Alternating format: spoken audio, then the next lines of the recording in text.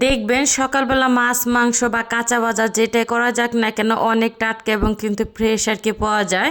তো ছেলেকে হচ্ছে আর কি কাঁচা বাজারের জন্য বাজারে আর কি পাঠাইছিলাম। তো ছেলে দেখে এত সুন্দর হচ্ছে আর কি বাজার করে নিয়ে আসছে। তো বাজারগুলি হচ্ছে নাই দেখালাম, তো মিষ্টি কুমড়াটা হচ্ছে আর কি দেখাইলাম। তো মিষ্টি কুমড়াটা মনে হইতেছিল যে এইমাত্র আর কি কেটে হচ্ছে আর কি বিক্রি করা শুরু করছে, ও হচ্ছে আর কি কিনে নিয়ে আসছে। আর মিষ্টি কুমড়াটা উপরের পাটটা পুরো হচ্ছে কালো আর কি কুচকুচা ছিল, দেখতে অসম্ভব সুন্দর। ও হচ্ছে কুমড়াটা আর কি দেখে ফার্স্টে হচ্ছে আর কি মাথায় চলে আসছে যে ফ্রিজে হচ্ছে বড় চিংড়ি মাছ আছে, তো চিংড়ি মাছ দিয়ে হচ্ছে মিষ্টি কুমড়াটা হচ্ছে আমি রান্না করে ফেলি। আর এই তো যেই ভাবা হচ্ছে সেই কাজ। তো আসসালামু আলাইকুম, সবাই কেমন আছেন? আশা করি ভালো আছেন। আমি আল্লাহ রহমতে অনেকটা ভালো আছি। আর এই তো এই ফাঁকে কিন্তু হচ্ছে অফ ক্যামেরা আমি চিংড়ি মাছগুলি কেটে দিয়ে সুন্দর করে হচ্ছে পরিষ্কার করে নিছি। তো তেলটা গরম হয়ে আসলেই কিন্তু হচ্ছে চিংড়ি মাছটা দিয়ে দিলাম আর নুন হলুদটাও দিয়ে দিছি। এখন সুন্দর করে হচ্ছে একটুখানি আর কি ভেজে নিব আমি 3 থেকে হচ্ছে 4 মিনিটের মতন। আর এই তো তো চিংড়ি মাছটা কিন্তু হচ্ছে আর কি ভাজা হয়ে গেছে, তো এক এক করে কিন্তু হচ্ছে আর কি আমি তুলে নিতেছিলাম। আরও হচ্ছে এই তেলের ভিতরে হচ্ছে পেঁয়াজ বাটাটা আর কি আমি দিয়ে দিব। তো পেঁয়াজটা হচ্ছে আর কি ব্লেন্ডারে হচ্ছে আর কি ব্লেন্ডার করে নিচ্ছি আমি। তো এই তো পেঁয়াজটা কিন্তু হচ্ছে দেওয়া হয়ে গেলে সুন্দরভাবে হচ্ছে আর কি ভেজে নেব। অফ ক্যামেরায় কিন্তু হচ্ছে এর সাথে আমি আদা রসুনটাও দিয়ে দিচ্ছি যাতে একসাথে আর কি ভাজা হয়ে যায়। তো জিরা ধনিয়াটাও কিন্তু হচ্ছে পেঁয়াজের সাথে আর কি ব্লেন্ডার করে নিছি আমি। তো যাই হোক, তো মশলাটা কিন্তু সুন্দরভাবে আর কি আমি কষিয়ে নিছি। তো কষানো হয়ে গেলে কিন্তু মিষ্টি কুমড়াগুলো আমি দিয়ে দিলাম। তো মিষ্টি কুমড়াগুলি কিন্তু দেখতে অসম্ভব লাগতেছিল আমার কাছে। আমি বারবার শুধু আর কি দেখতেছিলাম যে এত সুন্দর হচ্ছে কুমড়া।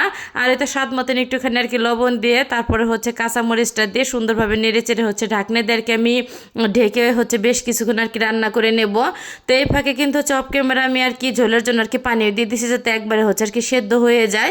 যাই হোক, তো একটুখানি নেড়ে চেড়ে তো ঢাকনা দিয়ে আর কি ঢেকে দিলাম। আর মিষ্টি কুমড়াটা সেদ্ধ হইতে বেশি আর কি সময় লাগে নাই, খুবই হচ্ছে শর্টকাট টাইমের ভিতরে আর কি সেদ্ধ হয়ে গেছে। যাই হোক, তো এই তো ভেজে রাখা হচ্ছে আর কি চিংড়ি মাছটাও দিয়ে দিলাম। আর একটুখানি হচ্ছে পাতিলে যেহেতু আর কি চিংড়ি মাছ ছিল, তো একটুখানি আর কি ধুয়ে হচ্ছে পাতিলটা আর কি পানিটাও দিয়ে দিলাম।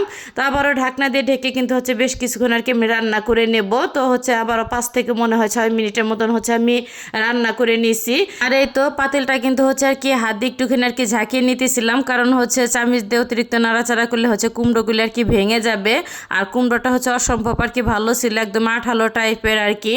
যাই হোক, তো লাস্টে কিন্তু একটুখানি আর কি জিরার হচ্ছে গুঁড়াটা দিয়ে দিব আমি। আর জিরার গুঁড়াটা দিলে কিন্তু তরকারির স্বাদটা অন্যরকম আর কি লাগে। আর এখন হচ্ছে আর কি চুলাটা আমি বন্ধ করে দেবো, কারণ হচ্ছে রান্নাটা আর কি আমার হয়ে গেছে, একদমই হচ্ছে আর কি গামাখা টাইপের হচ্ছে রান্নাটা আমি করলাম। তো কেমন লাগলো হচ্ছে আমার রেসিপিটা অবশ্যই কিন্তু সবাই কমেন্ট করে জানাতে একদমই ভুলবেন না। আর হচ্ছে এখনও যারা আমার পেজটা হচ্ছে ফলো করেন না, অবশ্যই কিন্তু আমার পেজটা হচ্ছে ফলো করে দিবেন, লাইক কমেন্ট শেয়ার করতে একদমই হচ্ছে ভুলবেন না। তো ভিডিওটা হচ্ছে আমি এইখানে শেষ করলাম। সবাই ভালো থাকবেন, আল্লাহ হাফেজ।